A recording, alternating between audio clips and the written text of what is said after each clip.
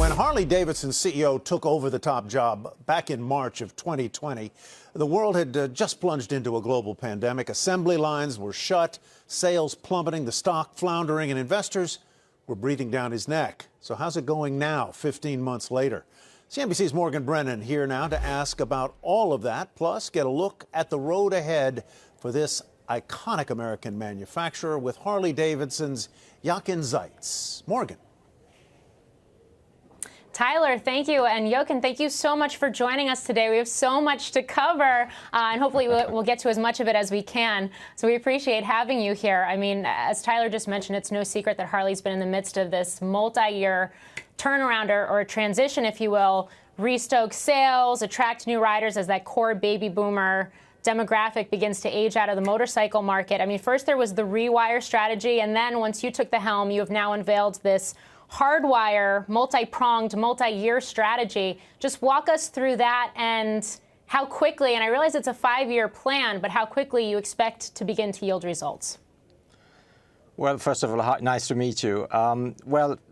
Last year was all about rewiring the company. Obviously, when I took on the job, we had to close down our company, or at least our manufacturing, because we couldn't manufacture for several months. So that was a crisis in itself, but it gave us the opportunity to really look at where our strengths are, where our weaknesses are, and in a crisis you see what's working or what's not working. So we took 12 months to rewire the company, build it up from the ground, and that was the basis then for a new strategy that we implemented and started implementing early this year, which we call the hardwire. The hardwire essentially looks at the core strength of the business, invests into the core strength, looks at selective expansion in categories where we think we can become one of the leaders, if not the leader, with a path to profitability.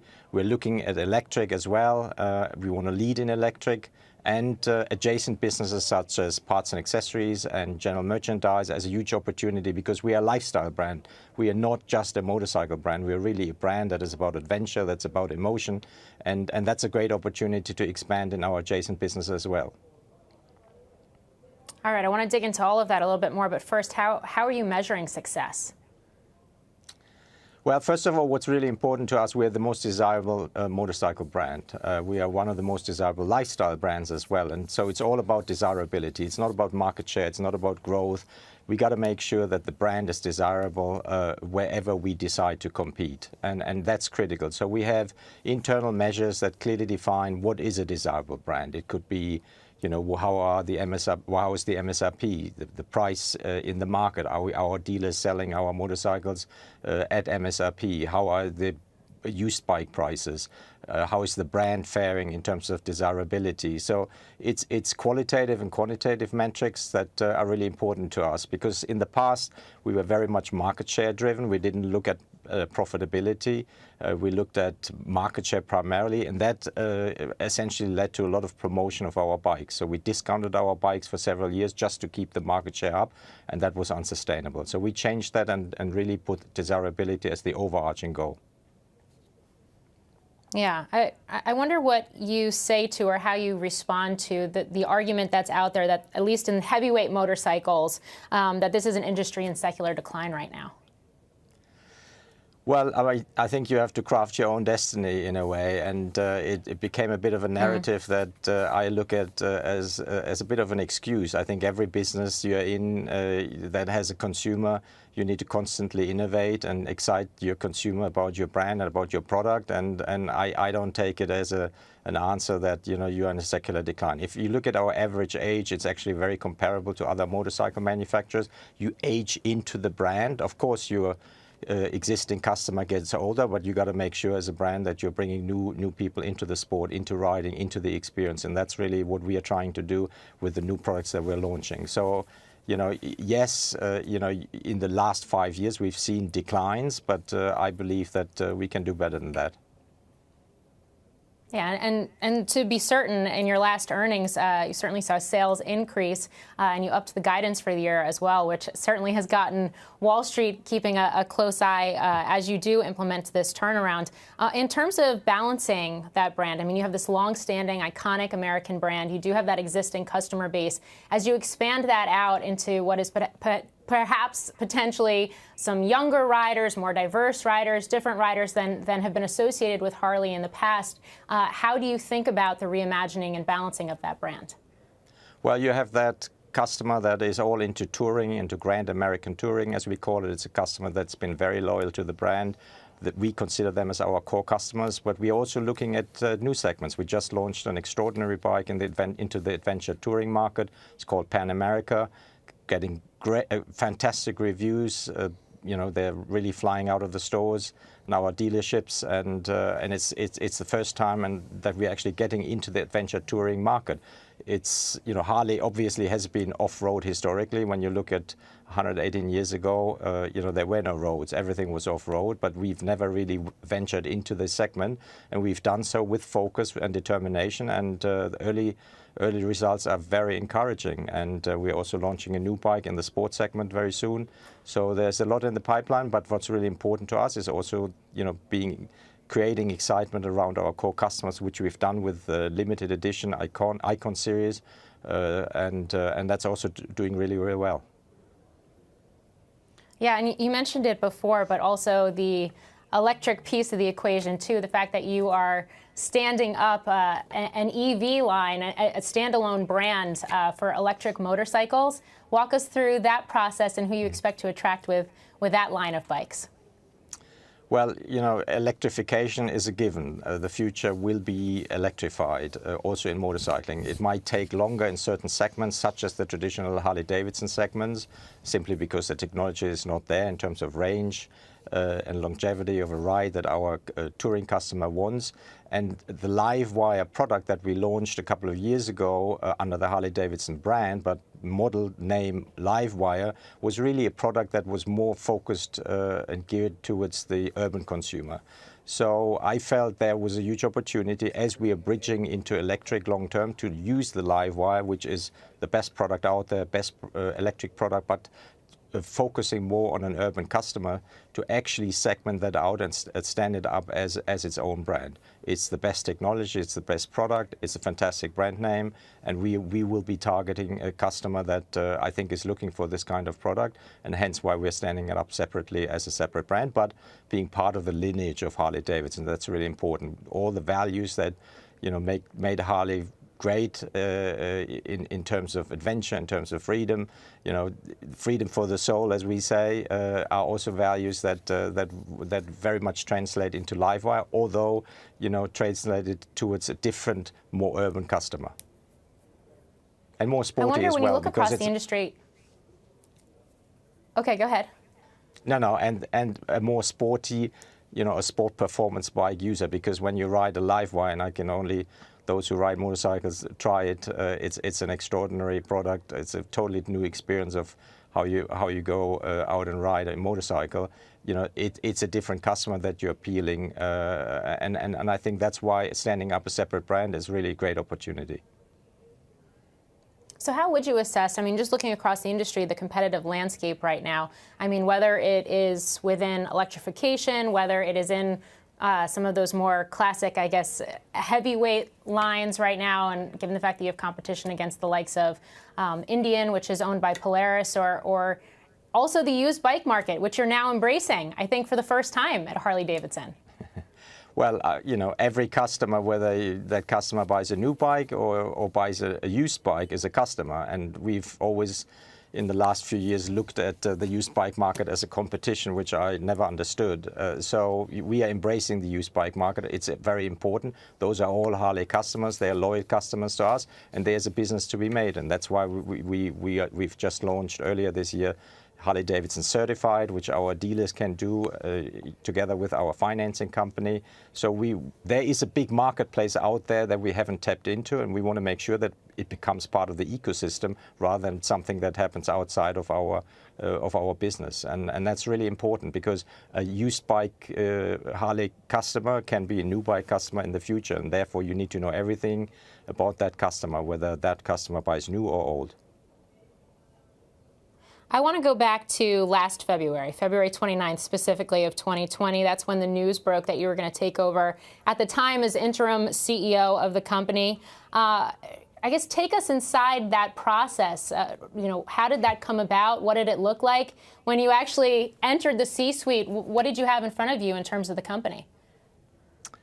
Well, it was a pretty dramatic time, as you can imagine. I took the role, and we had to shut down our manufacturing facilities pretty much right away, and it became, all about preserving cash, making sure your financing is in place to get through the close down, because you don't manufacture bikes, you don't sell. While our dealers still had stock and obviously can also sell used bikes, we had nothing to sell, very little. We didn't know how long that would last. So the first focus was really securing cash, making sure the company is secure, and then pretty quickly embarked on our rewiring program, because I realized that there was a lot that needed to be changed in order to turn Harley-Davidson into a high-performance company, into a winning spirit, into a winning culture and team, and then the journey began. So it was quite, dramatic, obviously, for all our employees, going from one day to another to remote. There's still some of my leadership team that I haven't met 15 months later, and that's the new normal in a way. Obviously, we look forward to meeting each other one day, but it's worked really, really well, because we're also able to hire talent, all over the country, all over the world, that might not have decided to move to Milwaukee or to move to one of our headquarters. So we have a much larger talent pool that we can tap into now, simply because we accept that part of the work will be remote, and you are not obliged to move if you don't want to. So is it safe to say that as difficult as the pandemic has been, and the fact that you came on just as it was really enveloping the world, that there have been silver linings and opportunities for Harley as you do look to, I guess, engineer this transition? Yeah, I mean, I don't mind a crisis, let's put it this way. So one of the challenges, this was a big challenge, and I just was, quite exciting actually to get into it. Dramatic as it was, I really looked at this as a great opportunity to lead one of the most iconic brands in the world. Otherwise, I wouldn't have done it. Harley-Davidson is one of those very few brands. If you get that opportunity, you certainly don't say no. Yeah, and speaking of brands, you had an incredibly successful run at another very well-known global brand, which is Puma. You turned that company around. You created a heavyweight in athletic apparel and goods. Now, I realized you were a director on the board of Harley, but it had been a couple years, I think almost a decade, since you had been in the C-suite at Puma. So why the decision, I guess, to start working at Harley in this capacity? Well, because I have a great passion for Harley-Davidson and for motorcycling, and the opportunity came up. My board asked me if I was willing to do it. My family was okay with it, and so I took the decision to do it. I never thought I would get back into the CEO seat, but I felt I could do the job, and here I am. The experience that you had at Puma, how have you been able to bring that over to Harley and apply it here? Well, I'm always a little careful when using the word experience. I mean, when I became CEO, I was 29 years old, and I had literally no experience. And I inherited a pretty much bankrupt company on paper that had no product, that was totally undesirable as a brand, and there was really nothing to offer other than, a passion for the brand. And so, I at the time quoted a German writer who said, experience means nothing, you can do the same thing wrong for 20 years. So I'm always a little careful using the word experience. Looking back today, of course, having done this and gone, through massive transformation over 18 years with Puma is certainly something that helped me feel much more confident about decisions I make, and also I don't take a crisis, as an intimidating thing, or I don't take no for an answer. I've had a lot of situations in my career where people said this can't be done, this is impossible, and I would say today impossible is nothing. So in a way, it gave me the confidence to do this job. And but there's very little resemblance between Puma as it was in the early days and Harley as it is today. Harley is a truly global icon. It's been around for 118 years. Puma was an underdog, was barely on the radar screen. So there are very few comparisons, I would say. Other than that, both are in sport and lifestyle today. It's not just riding, it's about a lifestyle. And just like, sneakers are as much about sport as they are about lifestyle today. Yeah, you mentioned the ability to tap into a larger labor pool. I'm just wondering, these are the conversations we're having with a lot of companies right now, the fact that you're seeing rising material costs, supply chain and transportation bottlenecks, some companies having issues finding enough workers. What are you experiencing at Harley right now? Yeah, certainly when you think workers in our factories, in our distribution centers, that is challenging. It's also challenging for us, getting people to work in our factories right now, in New York, in Pennsylvania, and in Milwaukee as well. So that has been a challenge, but, people love to work for Harley-Davidson. I think we pay very well too, but, in the pandemic, people can choose now, because everyone is scrambling to hire workers, and that has been a challenge for sure. Other than that, I think we can tap into a big labor pool around the world, and we haven't had challenges, hiring key positions at all. Quite the opposite. I think people see this as a huge opportunity, and being flexible in terms of working in the office or not working in office or living somewhere else, allows you much more flexibility also from a hiring perspective.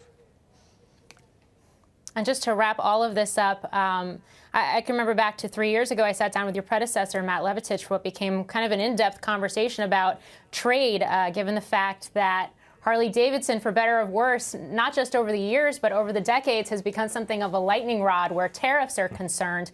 We're starting to see this thawing, perhaps, between U.S. and EU relations and what that has meant in terms of tariffs and higher tariffs for a company such as Harley. But just looking around the globe right now, how would you assess the trade situation from your vantage point, and what would you expect that to continue to evolve into?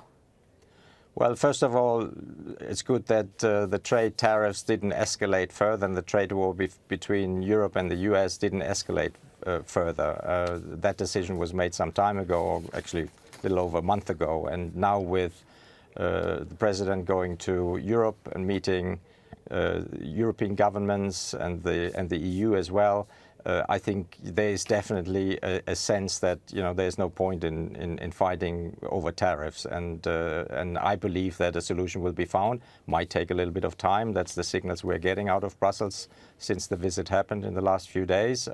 Still work to be done. We're certainly hopeful that something positive will come out of it. There is just no reason why these tariffs should be in place, and certainly no reason why you would single out Harley-Davidson as only one motorcycle manufacturing that is, that cannot import into the EU other than paying 35% tariffs. Makes no sense, because European manufacturers don't pay essentially no tariffs importing into the US. So that's just not right. It's not fair, and that needs to be solved quickly.